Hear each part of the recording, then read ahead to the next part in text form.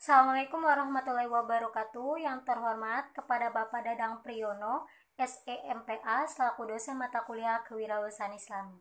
Perkenalkan, nama saya Nur Khalifah, saya dari Program Studi Manajemen Sumber Daya Manusia Universitas Muhammadiyah Cirebon.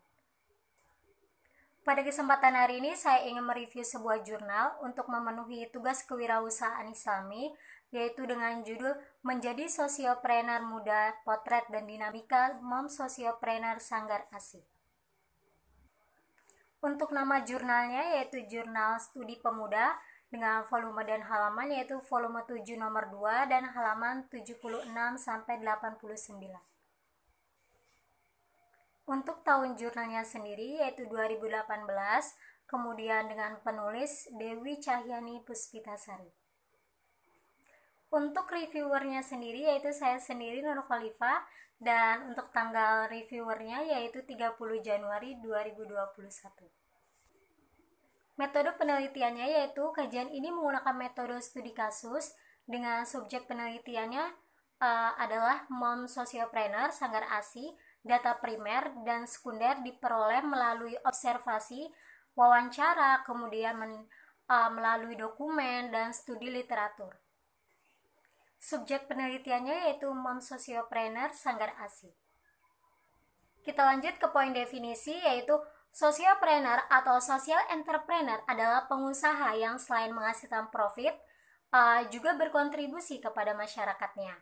Kemudian sosiopreneur timbul dari kepedulian kita ketika kita merasa perasaan empati kepada orang lain dan memutuskan membuat perubahan.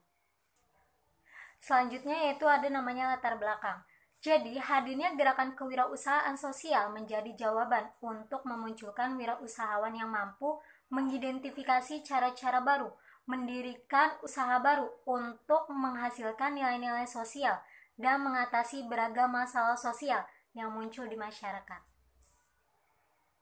Dengan demikian, mom sosiopreneur Sanggar Asih dapat menjadi role model bagi kaum muda, khususnya perempuan yang mencoba menumbuh kembangkan potensi dirinya untuk berperan serta menjawab masalah dan kebutuhan sosial masyarakat.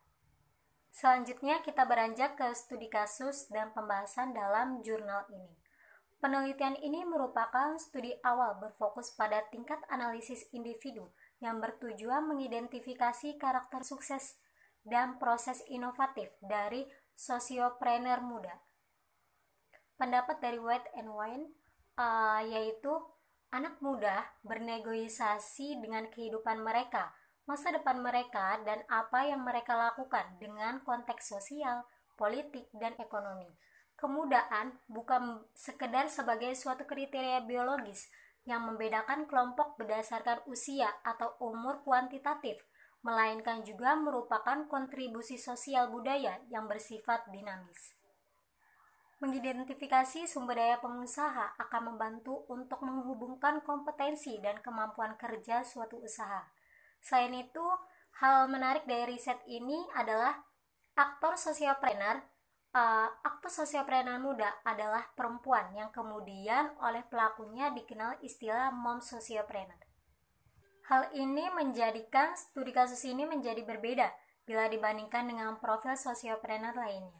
Perempuan memilih wirausaha karena ada kesempatan, misalnya meneruskan hobi, kemudian mengikuti pasangannya, memanfaatkan waktu luang.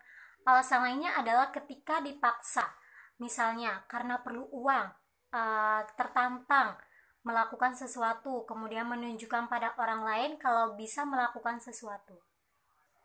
Alasan yang terakhir adalah karena sengaja memilih profesi wirausaha untuk kepuasan diri dan mandiri. Sebagai contoh untuk anak-anaknya, dalam penelitian ini, aktor sosiopreneur muda mampu menjadikan masa mudanya untuk berkontribusi pada kepentingan sosial, khususnya kebutuhan kaum muda perempuan dan atau ibu muda tentang pengasuhan alami, ASI, dan menyusui. Selanjutnya ada namanya analisis dan pendapat mengenai potret dan dinamika mom sosiopreneur Sanggar Asih. Beragam dinamika pengembangan Sanggar Asih tidak menyurutkan semangat founder Sanggar Asih, Ray Sika, yang telah berhasil membangun kekuatan visi, Lembaga yaitu Sanggar ASI sebagai role model kewirausahaan sosial yang peduli terhadap pengasuhan alami dan penerapan standar emas nutrisi bayi melalui kegiatan konseling, promosi, edukasi, dan lain-lainnya.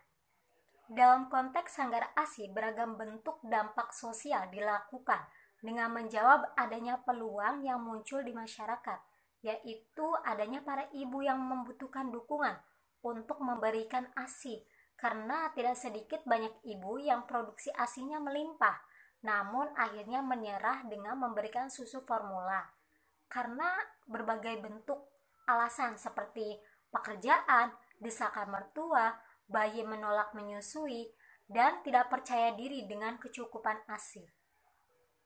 Dari sinilah Sanggar ASI memberikan layanan konseling menyusui, memberikan informasi yang benar dan relevan, serta support sistem terpadu.